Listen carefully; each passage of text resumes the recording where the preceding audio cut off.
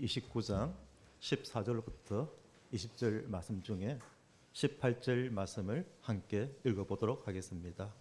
창세기 29장 18절입니다.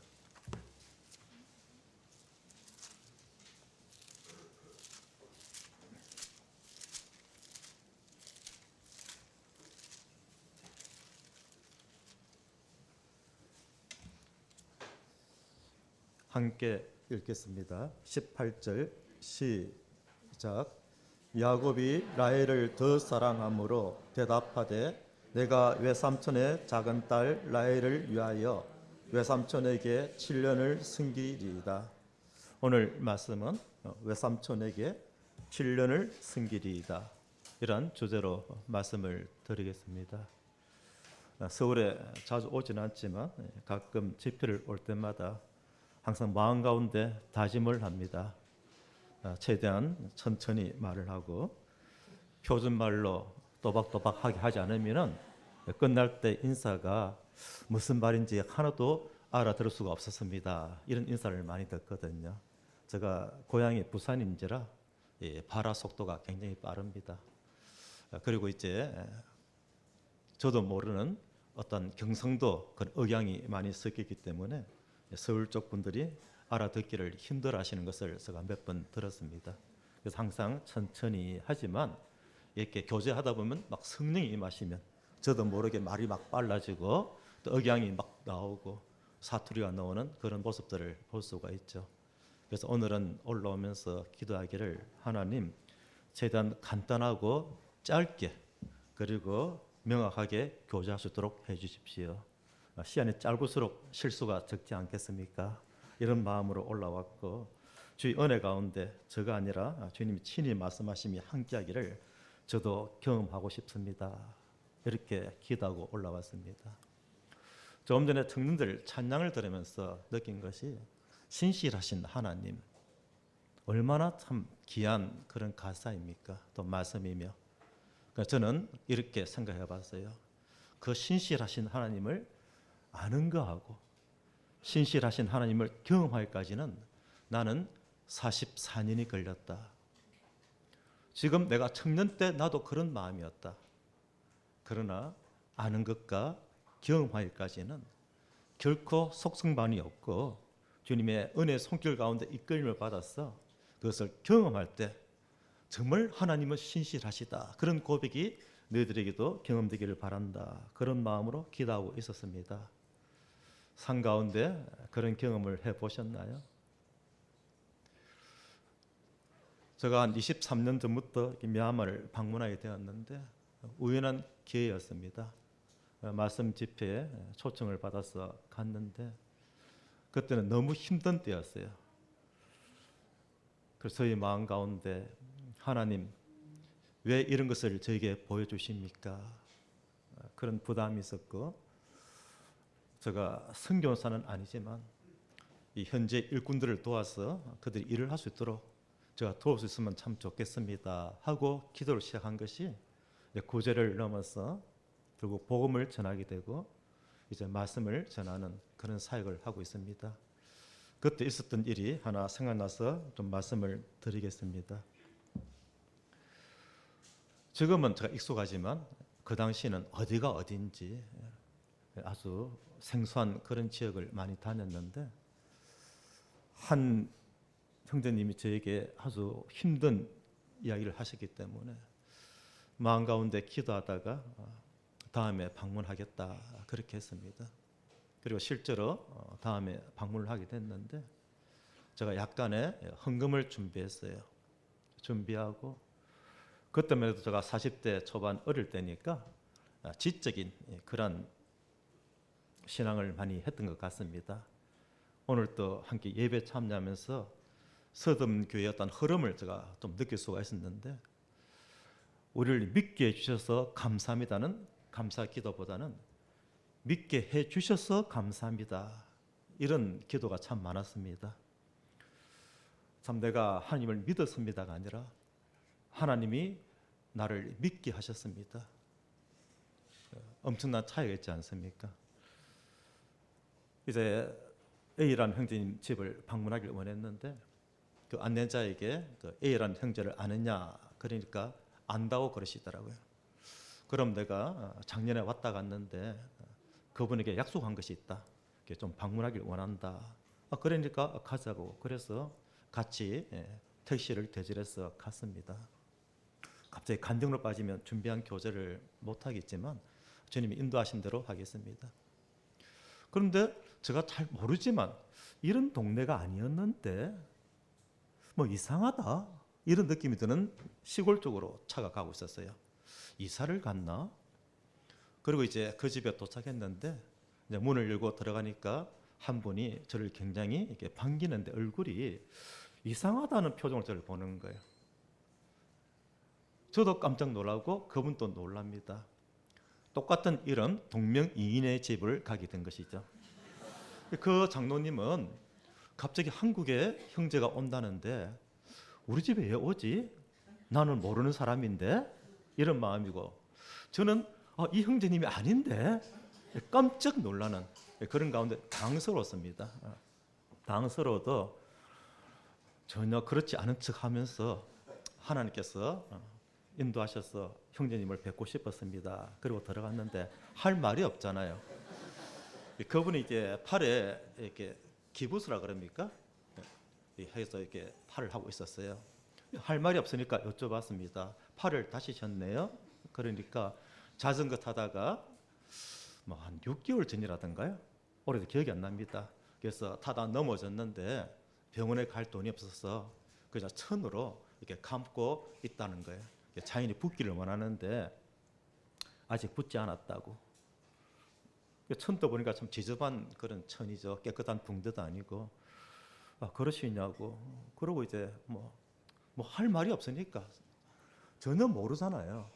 오늘 24명이 나와서 찬송에 가담하셨는데 저는 한 분 얼굴만 보고 있었습니다. 다른 분들 모르니까. 제가 아는 분은 한 분 있었거든요. 야, 그때도 찬송을 잘 부르시더니 오늘 또 잘 부르시구나. 2001년도의 이야기입니다. 23년 만에 이렇게 찬송 부르는 모습 보는데 제가 아는 분만 딱 주목하게 되잖아요. 하나님께서도 특별히 주목하시는 사람들이 있는 것 같습니다. 이야기 끝에 제가 봉투를 드렸어요. 주님께서 주시라고 그래가지고 준비해 왔습니다. 그러니까 그분이 봉투를 받고 안을 들여다보더라고요. 가고 나면 좀 보지.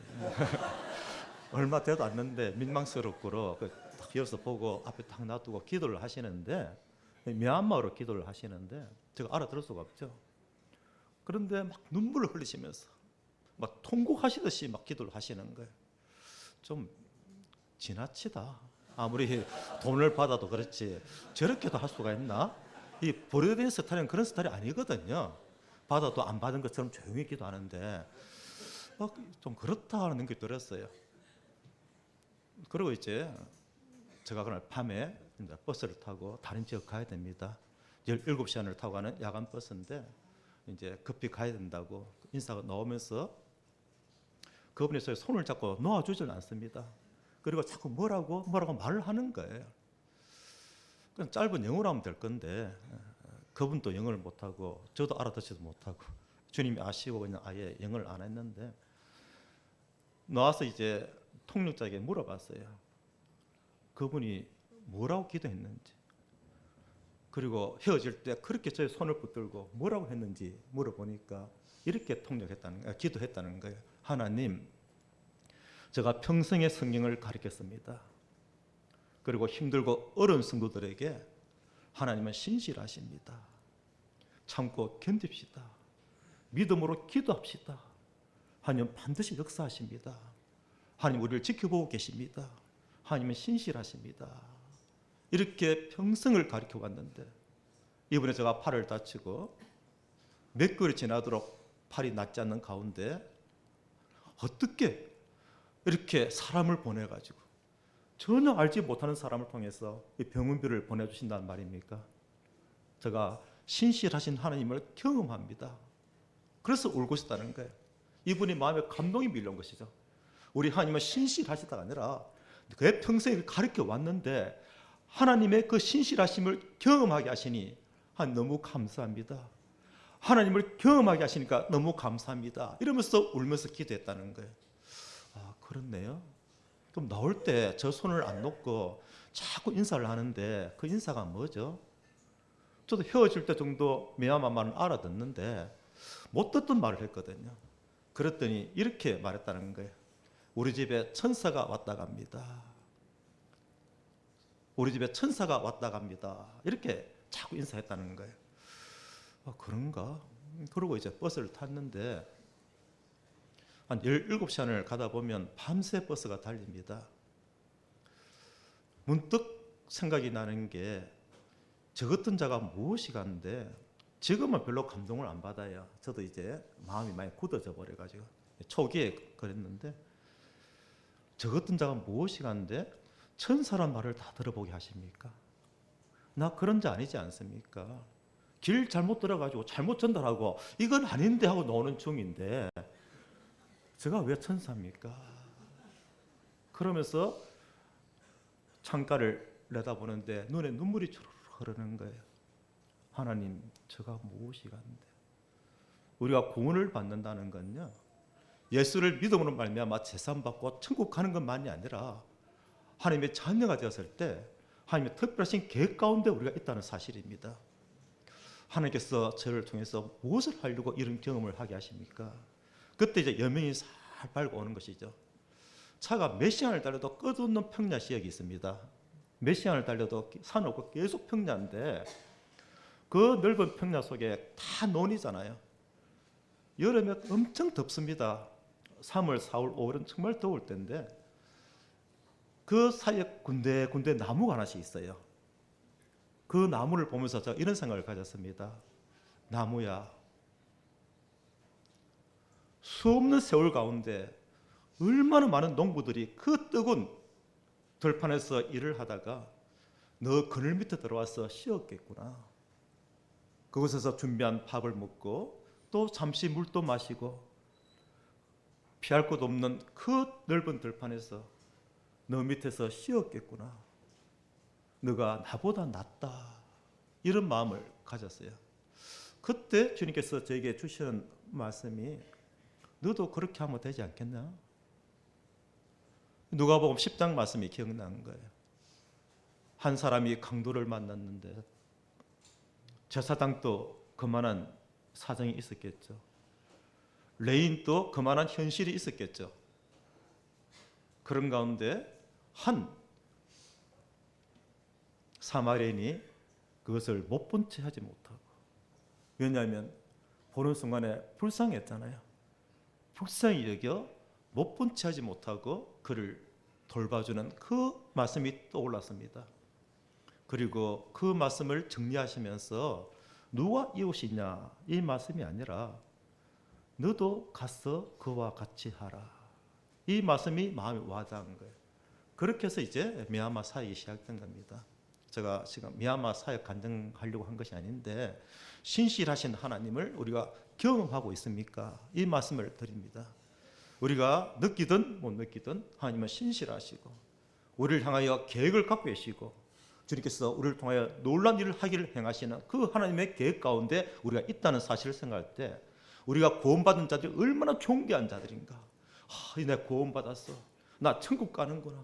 천상, 인간, 아기, 수라, 축생, 지옥 이 육도윤에서 벗어나려고 그렇게 지장보살을 찾으면서 그렇게 기도하던 주님이 저를 불러내셔가지고 예수를 믿게 하시고 이제는 참된 구원의 하신 가운데 살게 하신 그 은혜만 감사하고 있었는데 언젠가부터 내가 너를 불러낸 것은 그 죽음의 공포에서 벗어나게 하는 마음이 아니라 내가 너를 통해서 할 일이 있단다.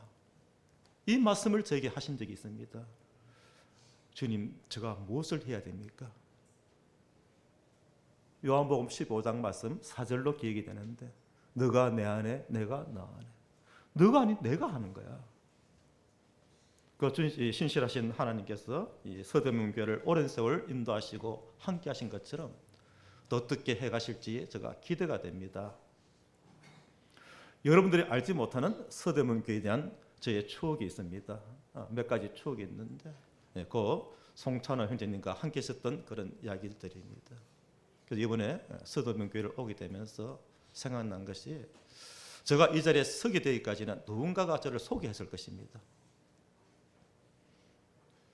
그 형제님을 한번 초청해서 교제하면 어떻겠냐. 소개가 참 힘들고 어려운 거예요. 제가 3월 28일 날 미얀마에서 나올 때 지진 소식을 들었습니다. 제가 나오는 날 지진이 났어요.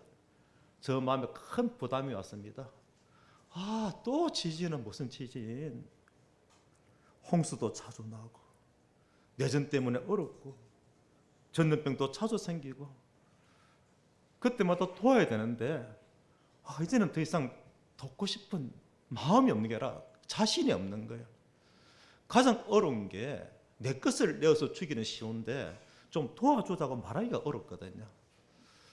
못 본 채 할 수도 없고 이거 어떻게 해야 되는가. 그런 마음의 부담을 가지고 한국에 돌아왔어요. 돌아와서 기도하는데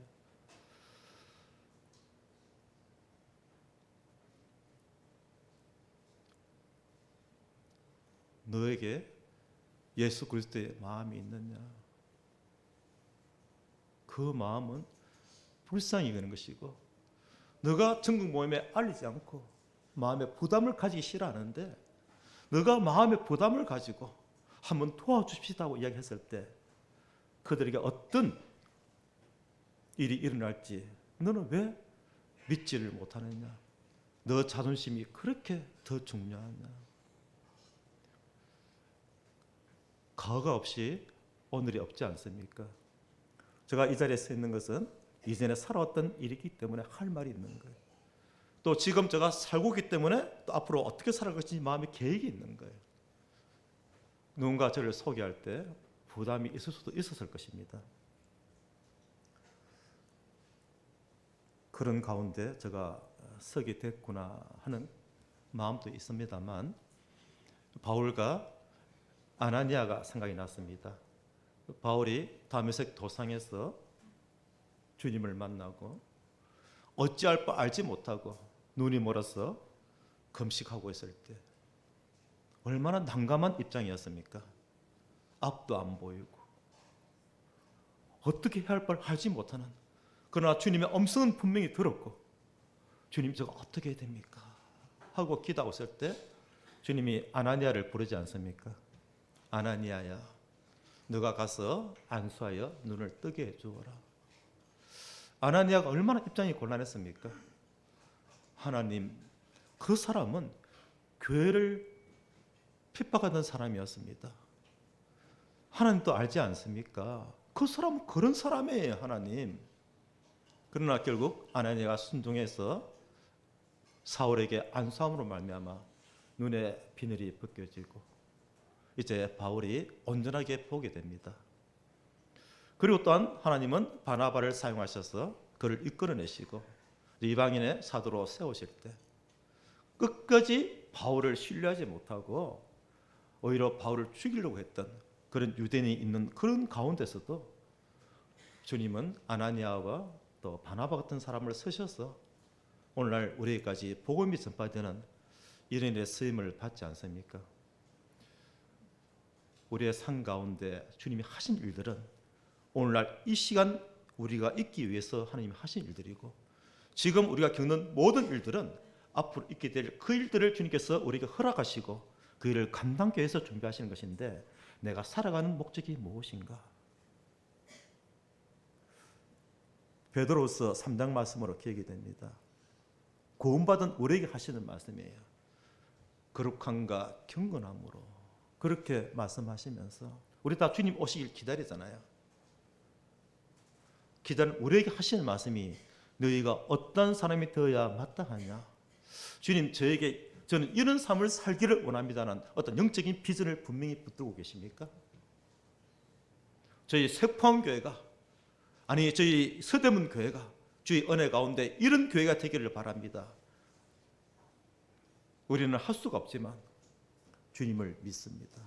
현실을 보면 엘리사의 제자 게하시처럼 두려움밖에 없지만 엘리사의 기도로 말미암아 게하시가 눈을 떴을 때 우리의 모든 현실 가운데 두렵고 힘든 일보다도 우리와 함께 하시고 우리를 보호하시고 지키시고 나에게 계획을 갖고 계시는 너가 나와 함께 하지 않겠니? 너희 그 손에 있는 그 도시락을 나한테 내어주지 않겠니? 내가 물로 포도주를 만들었을 때 그 포도주가 어떤 맛인지 너가 맛보고 싶지 않니?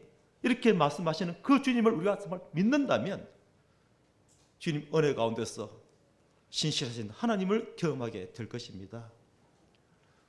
하나님 어떤 분인가를 알아가는가. 그래서 복음은 예수 그리스도를 아는 것과 함께 우리 하나님을 아는 것이라고 이야기했습니다. 즉 내가 예수를 믿고 하나님의 자녀가 되었는데 그 하나님이 어떤 분인가 내 마음에 너무 감사가 넘치는, 그것만 생각하면 가슴이 떨리는 나 같은 자를 주님께서 이렇게 축복하시다니요. 주님 제가 이래도 되는 겁니까? 할 정도로 너무 감사가 넘치는, 그것이 저는 참된 구원이라고 저는 교제하고 있습니다. 자, 본문을 꺼냈으니까 그래도 좀 본문을 다루고 끝내야 안 되겠습니까? 정말 하고 싶은 말씀이 많아요. 왜냐하면 제가 공부한 말씀이 아니라 우리 하나님은 이렇게 하셨습니다. 우리 하나님은 이렇게 하고 계십니다. 또 주님 이렇게 하실 겁니다. 내가 아닌 내 안에 주님은 이런 분입니다 하고 경험했던 것들을 함께 참 나누고 싶은 마음이 순간 들었었는데 18절 말씀에 야곱이 라헬을 더 사랑함으로 대답했습니다. 내가 외삼촌의 작은 딸 라헬을 위하여 외삼촌에게 7년을 섬기리이다. 어떻게 참 교제를 시작해야 할까요? 이 말씀을 볼 때 저 마음에 정말 뜨거움이 있었는데 그것이 지금까지 계속 있지 않고 이제 많이 식어버렸거든요. 이 말씀을 볼 때 주님 싶었는데 그것이 벌써 제가 이 말씀을 묵상한 지가 몇 달이 지났습니다. 그때 그 마음 그대로 우리의 믿음은 식어간다는 사실입니다. 우리의 마음의 결단도 식어갑니다. 하나님이 나와 함께하지 아니하시면 우리의 정확한 주소는 하나님이 함께 하셔야만 됩니다. 그러나 분명한 사실은 말씀이 내 심령 속에 있잖아요. 서울 젊은 사람들 다 서울로 오고 싶어 해요. 지방에 있는 작은 교회들은 젊은 사람들이 없습니다. 학교 때문에 올라오고 직장 때문에 올라오고 서울로들 다 올라오고 싶어 하는데 한 가수가 나도 유명해지고 싶다 싶어서 서울로 올라왔어요. 서울에 올라오니까 아무도 알아주는 사람도 없습니다. 정말 성공하고 싶었어. 나도 남들에게 인정받고 싶었어.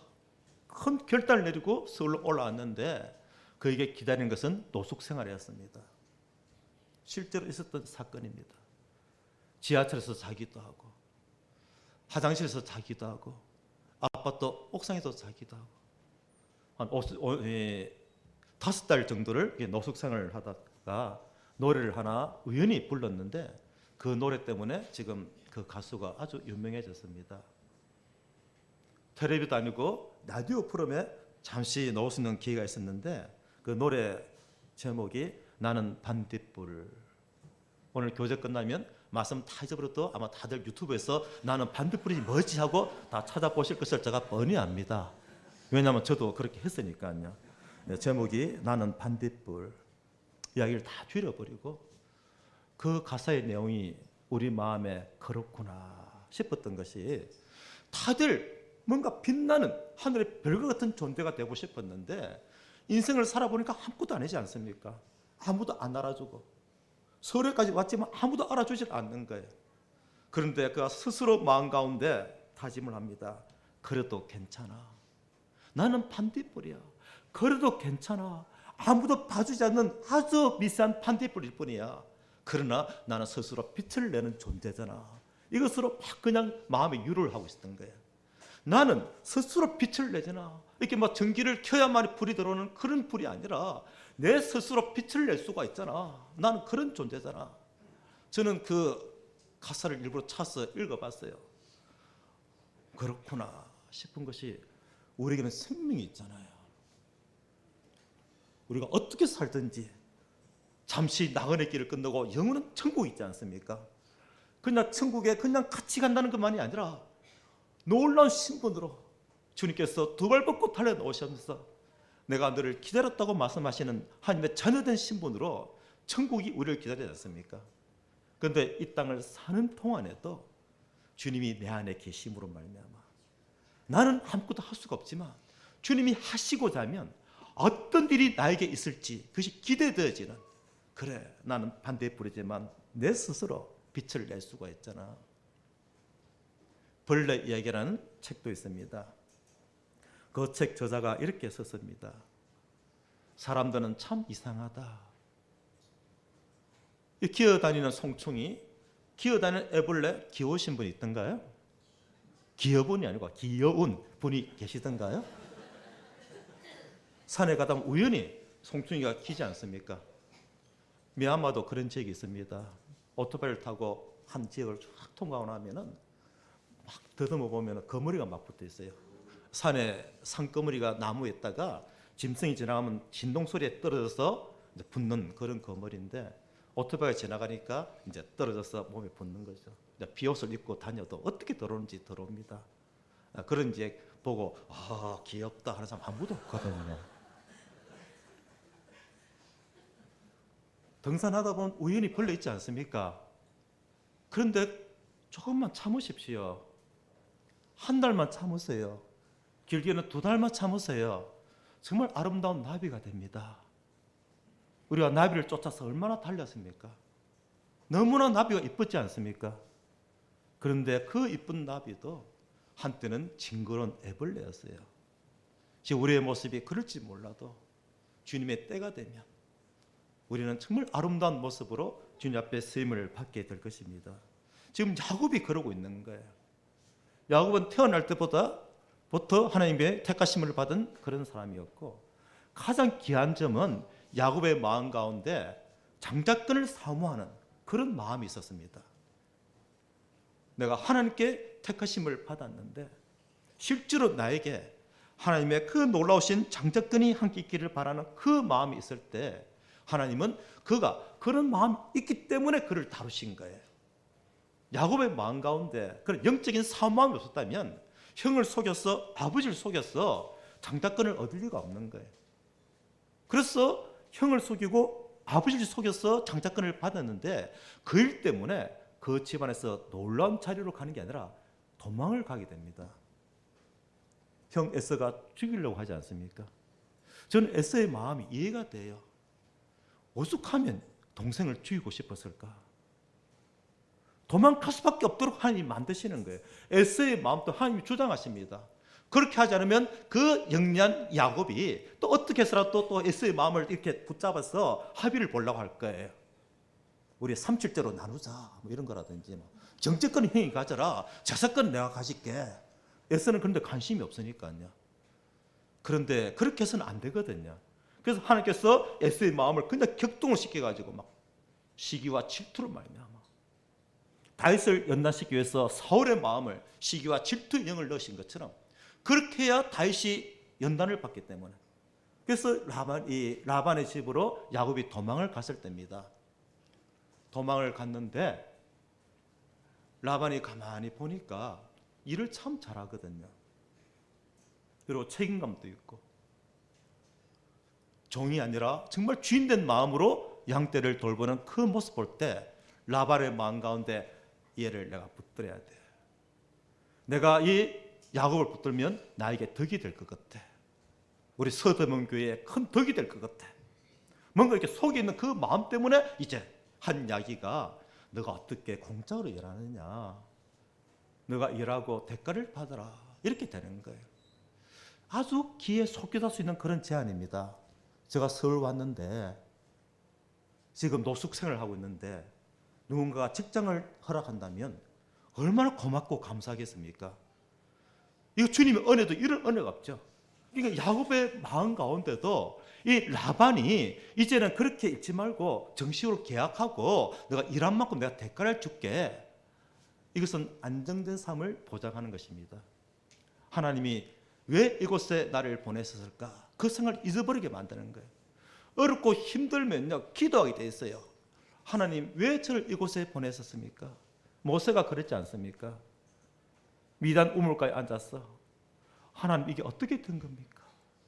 나는 백성을 돌볼 마음밖에 없었는데, 오늘 또 사도행전 7장 말씀이 예배 때 인용되었었는데 그 7장을 보게 되면 나는 그냥 백성을 돌볼 마음밖에 없었습니다.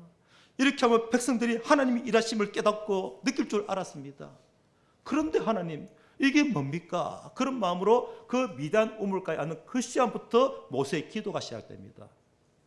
그리고 40년 세월 후에 그가 충분히 숙성되어서 앞으로 고추장, 된장 담는 기술이 엄청난 기술이 될 겁니다. 지금 젊은 사람들 할 줄 몰라요. 연세 대신들만이 할 줄 아는데 이게 점점 끊어지고 있거든요. 돈 주고 사 먹으면 되니까. 이거 잘 생각해 보세요. 돈 되는 사업입니다. 자, 그러면 이제 또 일요일날 또 집에서 그거 담느라고 유튜브 조회해가지고 교회 올 시간이 없는 거예요. 자, 그런 마음 가운데 있는데 이제 야곱의 마음 가운데도 이제 라반의 집에 도망왔지만 정신을 차리고 보니까 내가 지금 뭐 하고 있는 거야? 내가 앞으로 어떻게 되는 거지? 이런 마음이 있을 때 그 외삼촌 라반이 우리 집에서 일해라. 내가 너에게 삭을 주겠다. 즉 안정된 생활을 보장하겠다 했을 때 야곱이 뭐라고 대답합니까? 야곱이 뭐라고 대답했습니까? 함께 18절 읽었지 않습니까? 외삼촌에게 7년을 승기리이다 하고 7년을 계약을 해버려요. 라반이 그렇게 계약하자 했을 때 야곱의 마음 가운데 하나님 나를 도우시는구나 이런 마음으로 이야기했겠죠. 내가 7년을 계약하겠습니다. 저는 아무리 성경을 봐도 야곱이 기도했다는 말이 없어요. 하나님, 이것이 하나님의 뜻입니까? 지금 삼촌 라반을 통해서 제가 이곳에 머물게 되는 것이 하나님의 뜻입니까? 하고 묻는 이야기가 없어요. 만약에 하나님이 1년 동안 연단시키시고 놀라신 계획 가운데 그를 다시 아버지 집으로 옮기려고 했다면 하나님의 계획이 무너지는 순간이잖아요. 만약에 하나님께서 그곳에서 3년을 거하게 하다가 이제 내가 충분히 낮아졌구나. 이제 내가 너를 택하여 내가 놀라운 일을 행하리라. 이사야 43장 18절 19절 말씀을 외우고 아는 게 아니라 실제로 그 말씀이 이루어지면서 내가 크고 놀라운 일을 행하리라. 이 일이 일어날지 어떻게 알 수 있습니까? 그런데 내 인생을 내가 쥐고 있는 거예요. 오늘 학생의 간증을 들으면서 또 느낀 생각이 많았습니다. 예수 믿고 천국 가는 것만이 아니라 하나님이 나의 주인 되심을 처음에는 깨닫지 못했었구나. 그래, 그게 다시 또 수정이 되었구나. 간증문 수정된다 해서 그렇게 사라지는 건 아니거든요. 그러나 적어도 그렇게 수정되었을 때 하나님이 나의 주인이시구나 걸 알게 되었잖아요. 그 알게 된 것이 실제로 나의 삶 가운데 그걸 내가 맡겨봤더니 정말 그렇게 되구나는 경험을 해야 되는데 야곱은 그걸 지금 포기한 거예요. 아, 이제 나는 살았다. 우리 야곱의 입장에 대해서 잠시만 생각해 봅시다. 도망을 쳤어요. 전혀 알지 못한 지역에 왔습니다. 앞날이 정말 아득합니다. 어떻게 될지 모르겠어요. 그나마 주님의 은혜로, 하나님의 은혜로 말미암아 외삼촌을 만나서 당장에 이제 머물 곳은 생겼지만 앞날을 알 수가 없잖아요. 불안하잖아요. 그때 안정된 삶을 이야기했을 때 얼마나 마음 가운데 하나님 싶었겠습니까? 그러나 영적으로 성숙한 자들은 그렇게 하지 않습니다. 하나님 어떻게 해야 됩니까? 이 야곱의 마음 가운데 됐다 하고 7년을 계약하는 자기가 한 거예요. 7년 계약함으로 말미암아 어떻게 되었습니까? 하나님의 계획이 7년 밀려버리잖아요.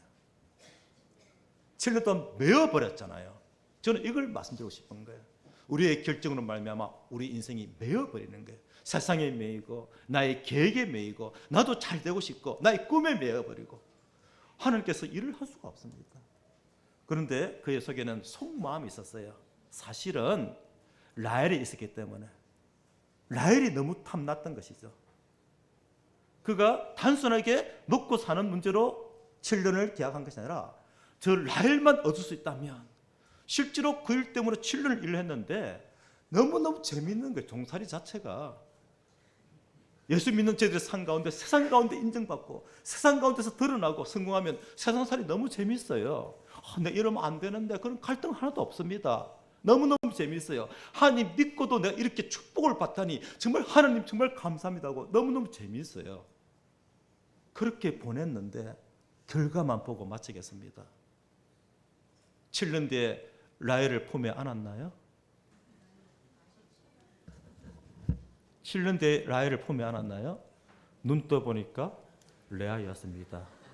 기가 찰 노릇이죠. 그때라도 정신 차려야 되는데 그 라헬을 포기하지 못하고 또 7년 흘렀어요. 그래서 라헬을 결국 얻었습니다. 자, 그러면 끝났나요? 라반이 또 그러잖아요. 양떼를 맡기지 않습니까? 이번에는 재산을 늘리기 위해서 계속 아이를 낳고 그리고 그 갈등 속에서 20년 세월을 보내게 됩니다. 여기 계신 분들 제가 나이 내지는 연세를 다 할 수가 없지만 앞으로 20년 보장되나요? 저는 지나간 20년이 너무 아깝습니다. 내가 제대로 하나님을 알고 살았다면 저는 20년을 어떻게 살았을까? 다시 살아볼 수 없는 20년이 지나가 버렸잖아요. 그 야곱이 자신의 인생을 자신이 결정함으로 말미암아 20년이 지나가 버린 거예요. 그때 하나님의 뜻을 묻고 하나님의 은혜를 깨달아서 20년을 살았다면 지금 야곱은 어떤 삶을 경험했을까? 그 삶을 놓쳐버린 거예요. 다시는 살 수 없는 기간입니다. 아브라함은 온유한 자라고 성경에 기록되어 있습니다. 다들 믿음의 초석만 생각하시는데 성경은 온유한 자라고 되어 있어요. 온유한 자의 뜻은 마음이 부드럽고 겸손하고 그런 뜻만이 아니라 성경에서 말하는 온유한 자는 하나님의 뜻이 무엇인가를 깊이 살피면서 주님 앞에서 순종되는 자를 온유한 자라고 표현하고 있습니다. 원어의 뜻이 그렇습니다. 내가 아닌 주님이 어떻게 하기를 원하십니까? 내 인생이 아닌 주님이 날 구원하신 목적대로 제가 살기를 원합니다. 주님, 제가 어떻게 해야 됩니까? 그게 온유한 자거든요. 아브라함은 그렇게 살았어요. 소돔성을 통해서 큰 재산을 얻을 기회도 있었지만 그 주님이 그렇게 하라고 가나안 땅에 보내는 거 아닌 걸 알기 때문에 아브라함은 관심 두지 않았습니다. 그런데 야곱은 관심을 가지잖아요. 우리 인생의 라헬은 무엇인가? 주님이 주시는 게 목적이라면 주님은 라헬을 허락하십니다. 우리의 삶 가운데 진정 주님이 나에게 허락하신 인생의 참된 의미는 무엇이며 내가 어떤 삶을 살 것인가 마음 가운데 깊이 생각해 보시는 그런 귀한 계기가 되면 좋겠습니다. 나의 라헬은 무엇인가? 그런 것이 나 앞에 보였을 때 주님, 제가 이걸 해야 됩니까? 주님이 주신 거 맞습니까? 주님, 이것을 정말 주님이 뜻하신 뜻대로 내가 이끌림을 받는 겁니까? 하고 한 번쯤 기도해 보는 그것이 주님은 나의 주님이십니다 하는 고백이잖아요. 제가 이렇게 보고 이렇게 보는 이유가 무엇일까요? 기둥에 가려 있는 분들 어떻게 듣고 계시는가? 주님은 다 보고 계셔요. 우리의 마음의 중심을 아십니다. 우리 입술의 말이 아니라 마음의 중심을 아시는 거예요. 지금 야곱은 라헬의 눈이 멀어버리는 거예요. 이상 교제를 마치겠습니다.